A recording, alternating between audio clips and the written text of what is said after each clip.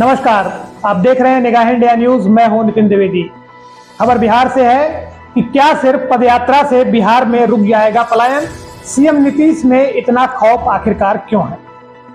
बिहार की सियासत एक बार फिर उबाल पर है। इस बार भी पलायन रोकने और नौकरी देने की मांग पर बवाल काटा जा रहा है। दरअसल शुक्रवार को कांग्रेस नेता कन्हैया कुमार की अगुवाई में पलायन रोको, नौकरी दो पदयात्रा निकाली जा रही थी। लेकिन जैसे ही यह पदयात्रा मुख्यमंत्री आवास की ओर बढ़ने लगी, पुलिस और प्रदर्शनकारियों के बीच टकराव हो गया। इस पदयात्रा के दौरान पटना की सड़कों पर जबरदस्त हंगामा देखने को मिला है। बिहार पुलिस ने प्रदर्शनकारियों को रोकने के लिए पहले समझाने की कोशिश की, लेकिन जब भीड़ नहीं मानी तो हालात बेकाबू हो गए। इसके बाद पुलिस को वाटर कैनन और लाठीचार्ज का सहारा लेना पड़ा। लाठीचार्ज और पानी की बौछारों के बीच अफरा तफरी का माहौल बन गया। कई प्रदर्शनकारी घायल हुए और कन्हैया कुमार समेत दर्जनों कांग्रेस कार्यकर्ताओं को हिरासत में ले लिया गया है। वहीं पुलिस वैन में बैठते वक्त कन्हैया कुमार सरकार पर जमकर बरसे। उन्होंने कहा कि पदयात्रा का मकसद था बेरोजगारी, जल संकट और पलायन जैसे मुद्दों पर सरकार की नींद तोड़ना। लेकिन जैसे ही काफिला मुख्यमंत्री आवास की ओर बढ़ा, पुलिस ने अत्याचार करना शुरू कर दिया। हम पानी मांग रहे हैं, लाठी नहीं। जब जल से पानी नहीं आता तो सरकार हमें वाटर कैनन से धोती है। ये है बिहार की हकीकत। कन्हैया ने राज्य सरकार की हर घर हर नल जल योजना को झूठ का पुलिंदा बताया है और कहा है कि योजना सिर्फ कागजों पर चल रही है, जमीन पर नहीं। असलियत ये है कि आज भी गांवों में नल सूखे हैं और युवा शहर छोड़कर भाग रहे हैं। कन्हैया कुमार ने स्पष्ट किया कि ये पदयात्रा तब तक जारी रहेगी जब तक सरकार बेरोजगारी, पलायन और जल संकट जैसे मुद्दों पर ठोस नीति नहीं बनाती है।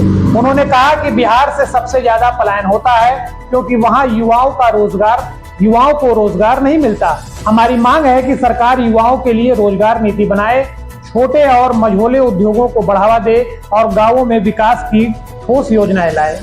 वैसे बात तो सही है, हर घर नल योजना फिलहाल हर घर तक तो नहीं पहुंच पाई है। आज भी कई ऐसे नल हैं जहां पर नल तो लगा हुआ है लेकिन पानी नहीं आता, टोटी तो लगी है लेकिन पानी नहीं आता।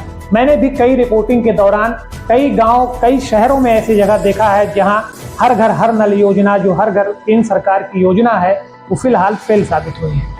फिलहाल बढ़ते हैं आगे खबर की ओर।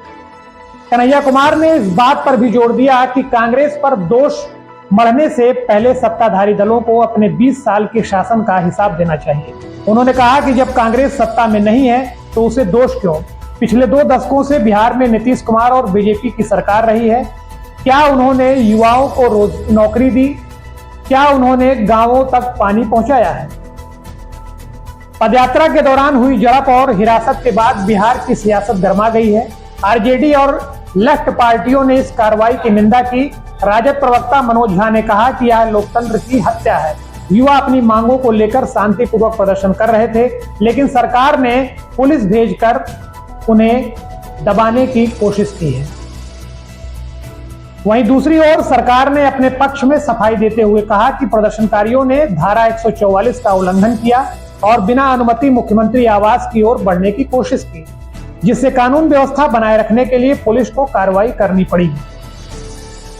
राज्य के सूचना और जनसंपर्क विभाग के एक अधिकारी ने बताया कि जल नल योजना के अंतर्गत 90% से ज्यादा गांवों में पानी पहुंचाया जा चुका है और योजनाओं की निगरानी भी की जा रही है। पदयात्रा एक राजनीतिक स्टंट है।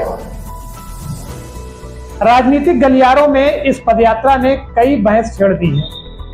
अब देखना यह होगा कि नीतीश सरकार इस आंदोलन को गंभीरता से लेती है या फिर इसे विपक्ष का सियासी स्टंट मारकर नजरअंदाज कर देती है। लेकिन एक बात तो तय है, बिहार में युवा अब चुप नहीं रहने वाले।